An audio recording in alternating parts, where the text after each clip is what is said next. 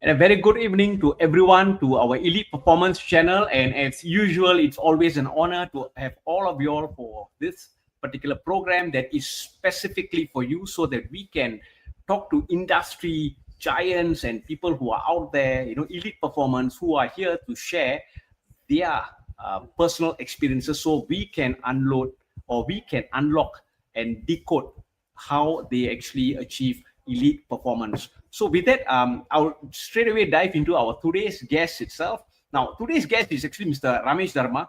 Now, he's a veteran information and cybersecurity leader with over 27 years of experience.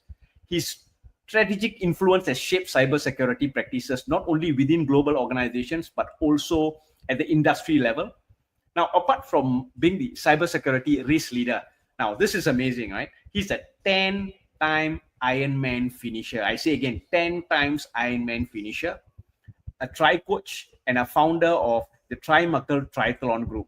Now, when I say 10 times Ironman, I'm talking about he had to swim 3.8 kilometers open water swim, 180 kilometers of cycling, and another 42 kilometers, which is a full marathon, all within 17 hours. And there are some races where it's required to do it within 15 hours.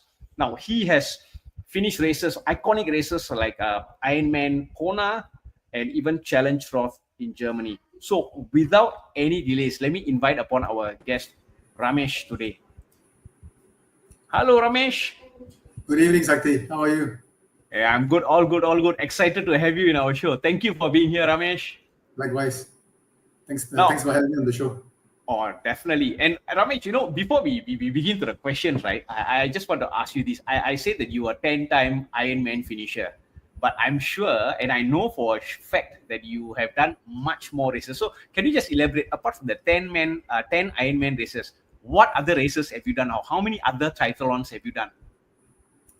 Well, the 10 time, Ironmans I've done 10, as you've mentioned. I've also done about 13 half Ironmans, which is half the distance of 1.9K swim, 90 kilometers of cycling, and 21 kilometer runs. So that's usually a 6 hour affair. And I've done a number of marathons, 7, 8, thereabouts, and also about 10 over shorter Olympic distance as well as sprint distances. Yeah. Excellent. And I got to say this to all our listeners today.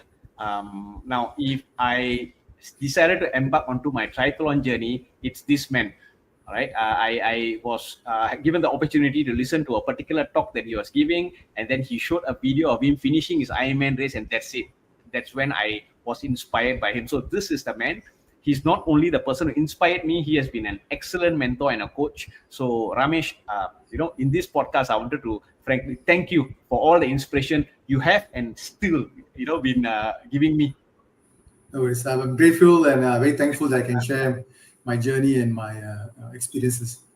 All right. And okay, let's move on. Now that we talked about so many races, right? Now, what first drew you into this world of Ironman or triathlons? Was there a defining moment that shaped your journey?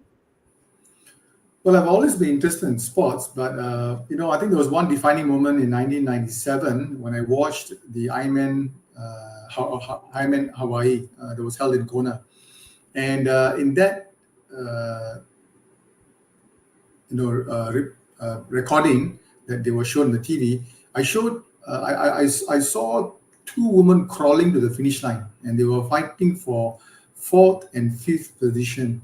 And I also saw a man like 100 meters away from the finishing line who was wobbling and he couldn't even finish. And I was wondering, what does it take a human to, surpass all these mental and physical thresholds and finish an Ironman race?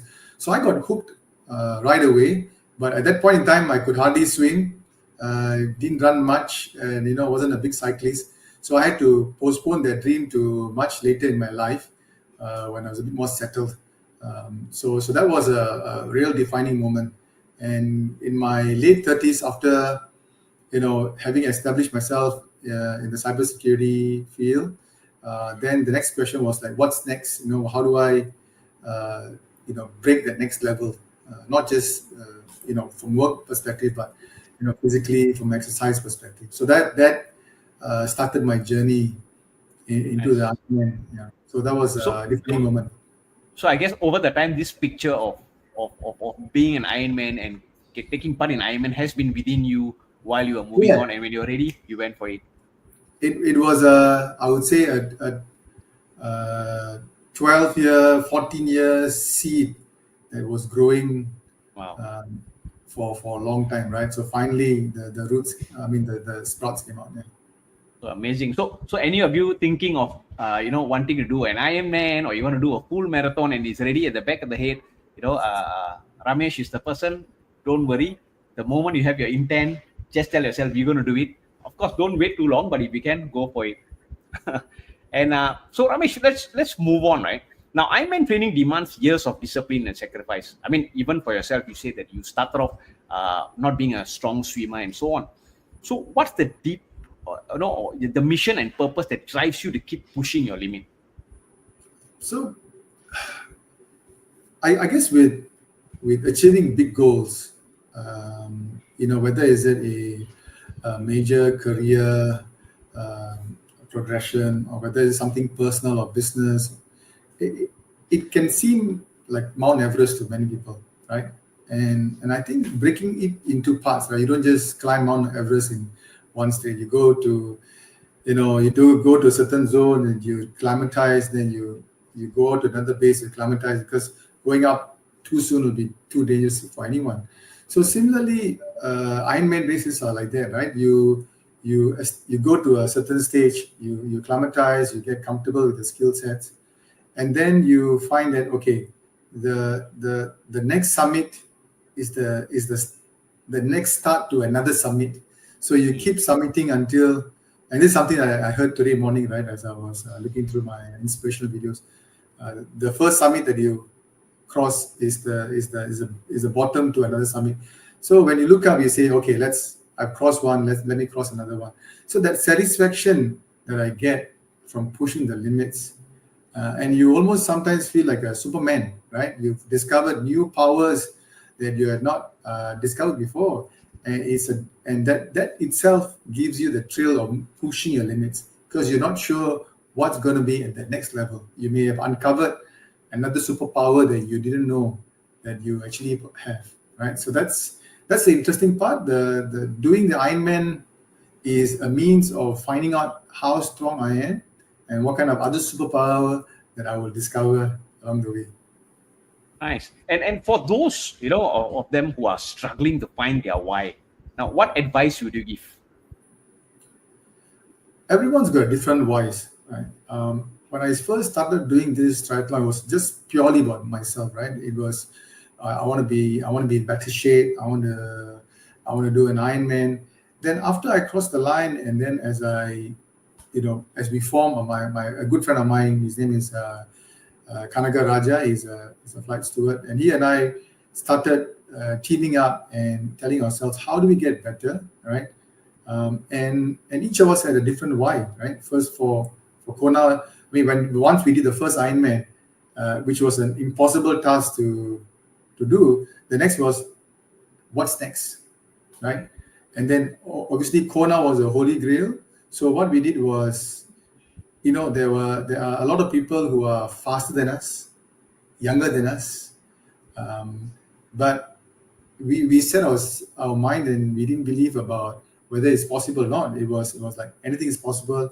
Let's put our mind in, and let's do it. So that was our why when it came to Ironman. So we wanted to reach the summit of triathlons, right? So likewise at work, there's also the similar spirit, right? How do I reach the peak of that experience at work, and to reach the summit of a certain career point. So that's translating to every aspect of my life.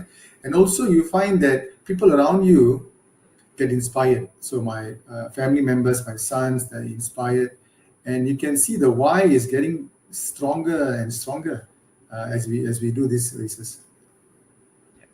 Thanks, Ramesh. And I could certainly say that you have grown up, because now I noticed that apart from you finishing an Ironman, I can see that your why is about inspiring and encouraging others to also join the journey, right? And I'm one of them. And right now, I think you are still talking to a lot of them who have this question mark and say, "Come on, let's do it." So I think that's something simply awesome. And now moving on, right? We talked about mission. Now, what mindset shifts help you to stay consistent when most people would have just quit? Yeah. I guess we have to always, I mean, for myself, I always start off with the end in mind, right? And the end in mind can be, it may seem unattainable, right? But as you break the journey into smaller parts. So Ironman is a journey, as I've shared with you all the time, and it's about appreciating each part of the journey. So you cannot rush the journey, because if you do like climbing the Everest, if you can summit, but then coming down you might have a problem, right? So it's about pacing yourself and breaking a big task or a big journey into smaller segments, right? And then think about, okay, let me reach this first checkpoint, and then I celebrate that victory. So I don't think, oh, I'm going to delay gratification until all the way, because then when you do reach, you may not have the energy to enjoy it, right? So it's all about breaking it into smaller parts and then enjoying the journey, right? Or at least trying to pace yourself well, so that you arrive at the next checkpoint or a next chapter, still with some energy left to carry on to the next chapter. So that's how I kind of broken up all this Ironman journeys, right? So similarly, for example, the swim, you say, I think about it, I say, let's focus the first 500 meters. Let me get my strokes, my heart rate settled. Then the next 500 is, let me get my rhythm sorted. And after that, the next 2 kilometers, I say, now I've got my rhythm. Now let's see if I can go slightly faster, right? And then the last kilometer, I'm like, okay, I'm coming close to my checkpoint. Maybe I can do a bit of a sprint of sorts. So it's about pushing yourself, finishing strong, and then as you transition, just like in Ironman, you transition from the swim to the bike. So as you wake up, you feel giddy, and similarly, right? When people go through transition, they have a certain giddiness, a certain a moment where you feel out of sorts. So this is where you need to tell yourself, okay, start easy, and slow and steady, and pick it up as you go along the way. Get the cadence, pace yourself. Look at certain indicators around you, right? In the bike course, I look at my heart rate, which is an indication of the effort I'm putting in. I'm situationally aware of my surroundings, what I need to fuel. So likewise, in professional field, it's the same, right? You need to be able to pace yourself well, have an awareness to see, are we going the right direction at the right pace? And sometimes it needs somebody else to come and tell you, hey, you need to keep to your left or you need to keep to your right? So I think that advice, you take it as you go along the way. So these are things that we do, right? That I've experienced in Ironman, and then I bring it into my work life. It's all about pacing. So when I see some of my team members who are sprinting ahead, then I tell them it's a marathon. You need to pace yourself. You need to enjoy each segment of the journey, and so I kind of give the reminders to my team as well as we move along. Yeah. And Ramesh, I just want to add on a bit more on this question, right? Yeah. Now, being a long race itself, have there been moments where you at that split second where you just felt like quitting? And if yes, any moment your experience over the last 10 races, right? Any moment where you just felt like quitting, and what made you push on? Is there any particular experience you had or anything that you do to just go past that tipping point of quitting? Yeah. As I said earlier, I always start with the end in mind. So when I start with the end in mind, I always visualize the finish. And this is the law of attraction, right? So when you visualize what needs to happen, and the visualization becomes so strong that the mind doesn't accept any other outcomes. right? And there was a race in Ironman Lanzarote, which is known to be the world's toughest Ironman race because you have to climb 4 mountains and about 250-meter elevation. So there was in that race where I experienced severe knee pain, and for about 10 kilometers I had to cycle with one leg, right? And Just that's one because just one leg, because I couldn't use my other leg to cycle for almost 10 kilometers. So that's about 15-20 hours. And when I did reach a medical tent, they told me they didn't have any painkillers, so I had to move on. And I was the last cyclist on the course, and as I went up the mountains, my chain broke.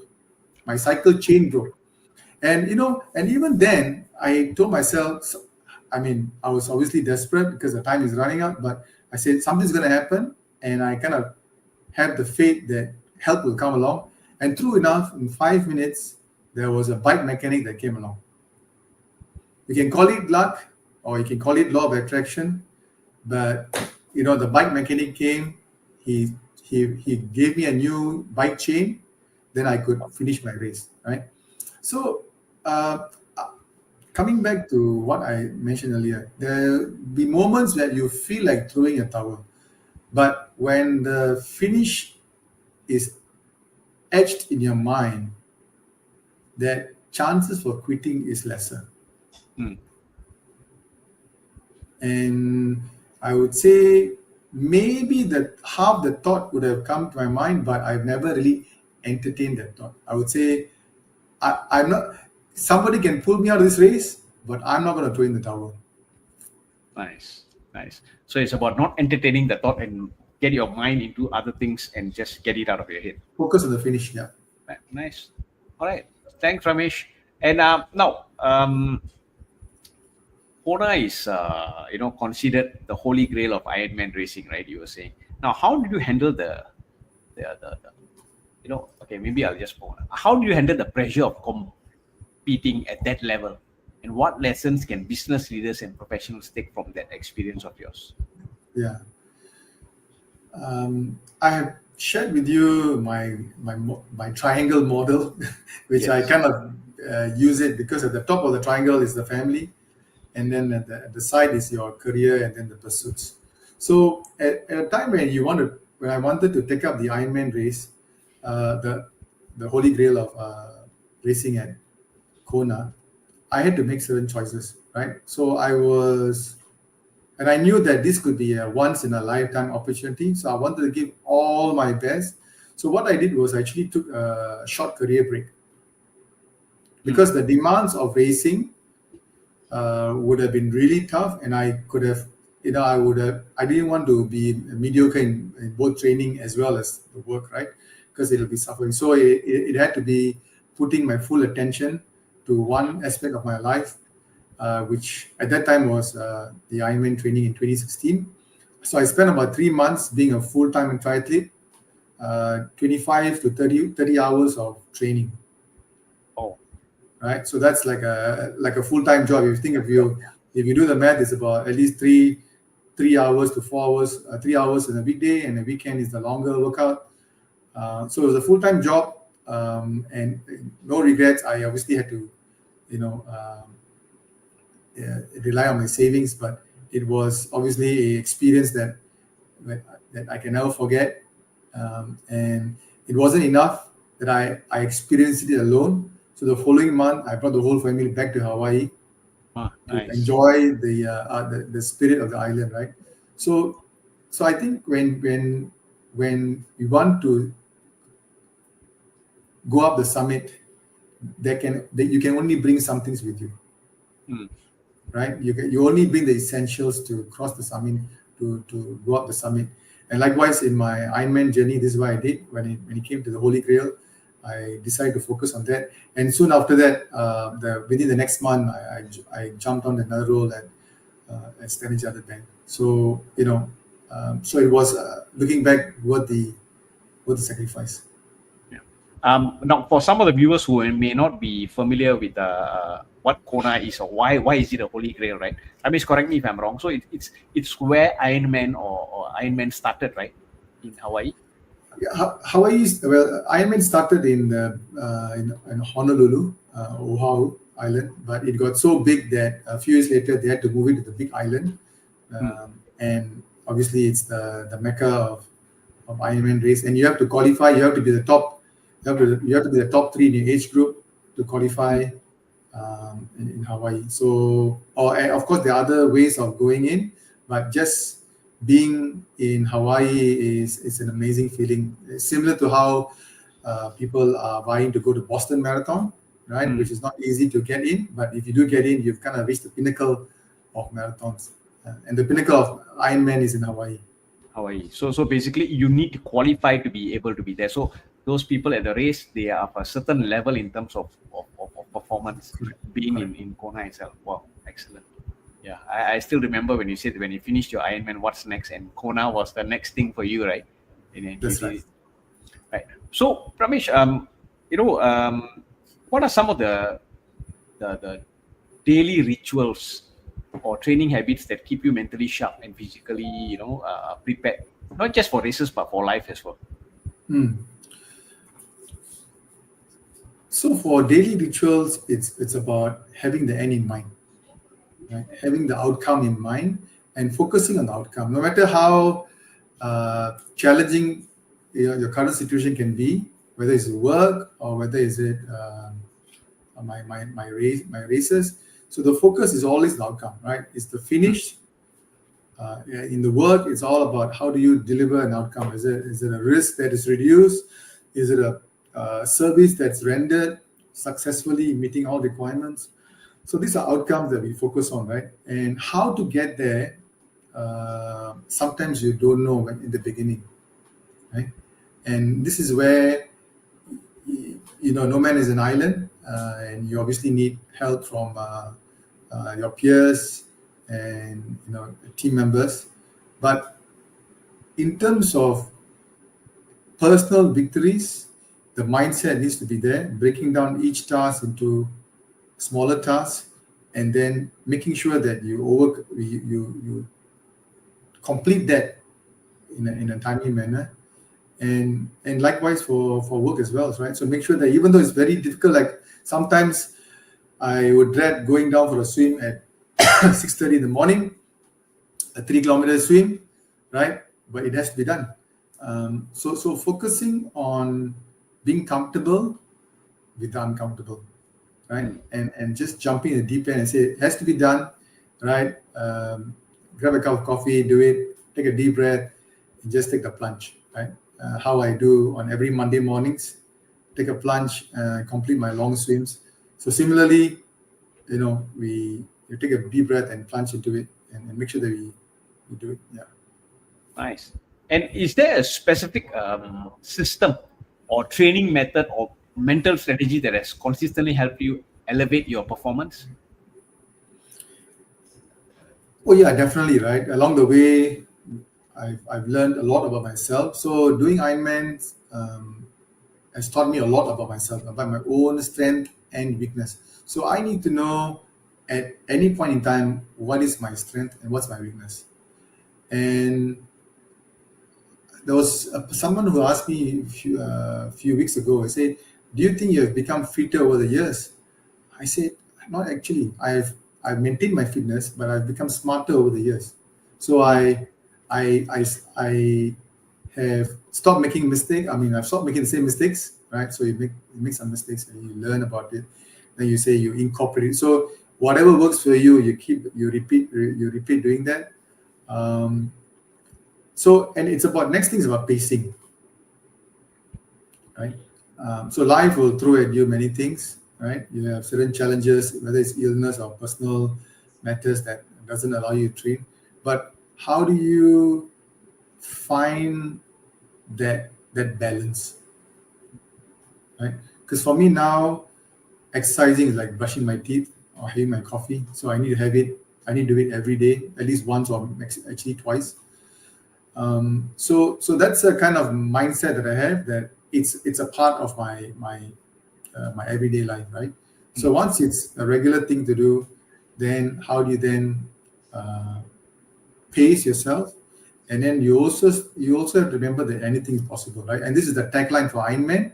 Ironman's tagline, for those who have seen the big banners, is anything is possible. It's possible. So this mantra or this chant has been drummed into any Ironman that you would know, and I'm sure it's including yourself, where we believe when somebody asks us anything, is it possible? I say, yeah, anything is possible, right? You just need time, money, and resource. We can do it, right? So that can-do attitude is something that I've picked up over the years. So these are different elements apart from the attitude, but being practical about pacing and being practical about where your mind and body is. These are things that has helped me to elevate my performance. And interestingly, this can also be applied, right? I mean, not just in terms of triathlons or in physical activities, but also in our personal life and even our professional lives. Pacing ourselves, because today we talk about burnouts and everything. So it's basically could be applied even in other areas or other domains in our life. Correct. So there are times where I may have to take on certain things, right? And I would say, I don't think I can afford, I don't have that mental energy to do that. And therefore, saying no is very powerful to a certain commitment. Like I've been asked to be part of certain committees. Then I said, you know what, I'm currently going through this journey. Thank you very much, but I have to say no to this engagement. So it's learning how to say no and knowing your priorities. And I said earlier, for me, the triangle where the family is in the top, making sure the family is taken care of, then how do you balance the other pursuits that you have in your career? But there's a certain period of time where I'm the son. I've got two sons who are both young men now, 21 and 24. So they don't need the same care of a 3 or 4 or 5-year-old kid, but they still need my time and energy. So I just have to make sure that I set some time for them to guide them through the journey. And this is where I can potentially spend a bit more time in my career and pursuits, right? But I always have to think about what my priority is. And these are things that have kept me going all this while. Yeah. And interestingly, I just want to highlight a personal experience to all the listeners that I had with Ramesh, right? My initial goal was every 6 months, at least do a half Ironman. And this year, November, December, I have not done my race. My last one was in May. So I was feeling a bit uncomfortable, feeling that, I did not do. So when I had a chat with Ramesh, it was an awesome, the same thing you just said, right? It's actually, focus on your business, focus on building this. Don't worry.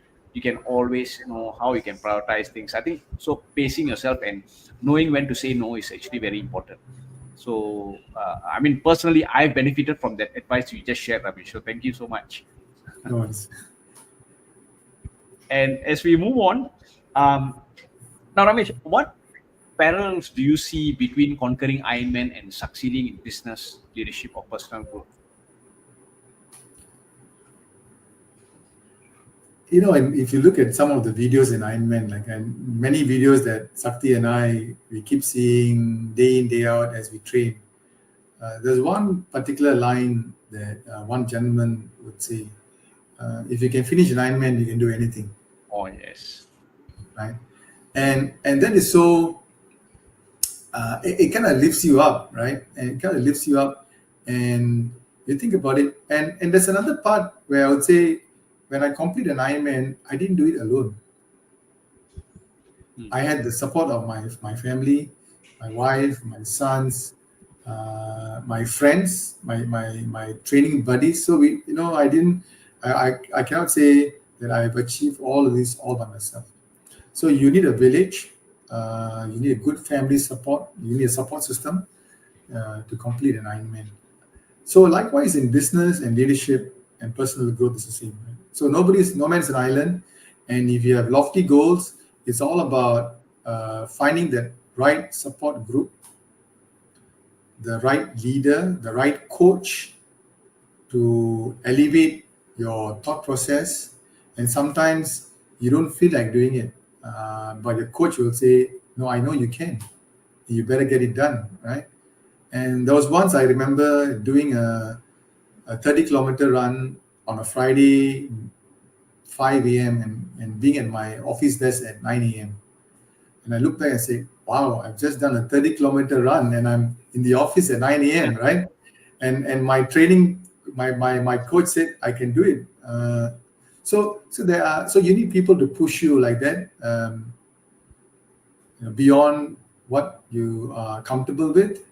And this is where, there are a lot of parallels between business and leadership, right? So you have to put yourself out of your comfort zone, because that's where the real growth is. And sometimes you can do it yourself. Most of the times you need help, like a professional coach like yourself, to help people elevate their thought process, and give that framework to develop it, right? Yeah. Always have somebody that you are accountable for, so Correct. that there's certain ways that we can actually stretch ourselves. Thanks, Ramesh. Okay, so I mean, it's been a very subtle yet fast podcast, because we've been going on, and now we have come to the last question for our viewers. So Ramesh, if you could leave our listeners with one principle, to help them unlock their performance code, what would it be? I would say it's a mindset, and have the end in mind, as what Stephen Covey, has mentioned in his book. Having the end in mind is super important, and coupling that with visualization and emotion. And once you have that, I mean, that's just the starting part, right?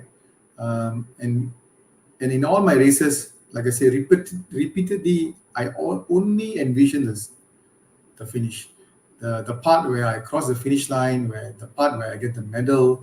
That's the only thing that I think about, nothing else. So, and that would, subconsciously drive you to outcomes that are favorable, right? So the mindset is very important. How to do it? You need a good support system, right? A support system is needed. Like I said, no man's an island. And when your mindset is great, the support system will appear. As people have said, right? When the student is ready, the teacher will appear. Yeah. Right. But the student needs to be ready, and that starts with the mindset. Then the teacher appears. So the teacher appears in the form of a coach, training partner, and then the outcome it's almost given. Again, Ramesh, now that you shared this, I got to give my personal experience that I had with you.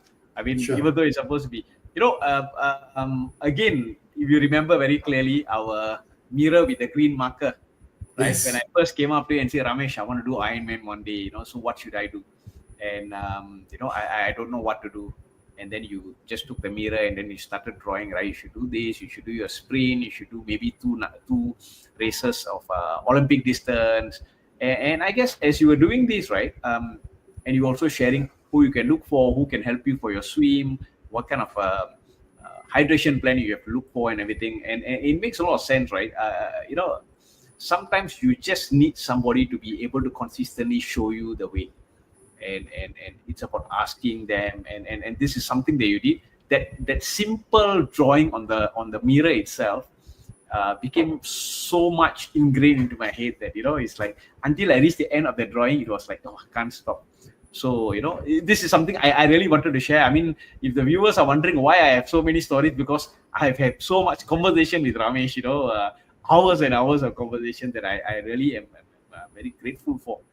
So so I wanted to share this since you were talking about your part of what the viewers can say. And so Ramesh, if any of you listeners would like to link up with Ramesh, please do feel free to go to LinkedIn. Ramesh is there, Ramesh Dharma, or on Facebook. You can actually talk to him about Ironman. You can even talk to him about cybersecurity, anything, right? He is there. So do feel free to link up with him. And with that, Ramesh, I once again thank you so much for being here. It's an honor, for you to be here. And I love that shirt that you're wearing. And I think for those who can't see it, this is my Ironman t-shirt that I got that I earned in Hawaii. Yeah. Nice. Appropriate time to wear the shirt, right? Yeah. Of course, Talking of about course. performance. Yeah. Once again, Ramesh, thank you so much, and Thank I'm you. looking forward Thank you. for our lunch meetup soon. Sure. Thanks, So Atik. yeah, we will catch up Thank you soon. Thank you, thank Ramesh. you for the opportunity for sharing my my story. Oh, it's our honor. It's our honor, Ramesh. Thank you. Thank you. Cheers. Right, and as I was saying, it's a real honor to have Ramesh over here, and he shared from his heart, as usual. That's Ramesh, right? He always shares from his heart. So, to all the viewers out there, elite performance is not for just a special group of people who are talented, or exclusive group of people. It's for any of us. Why? As Ramesh had said, anything is possible as long as we have the intent and we have a clear picture that we want to do it.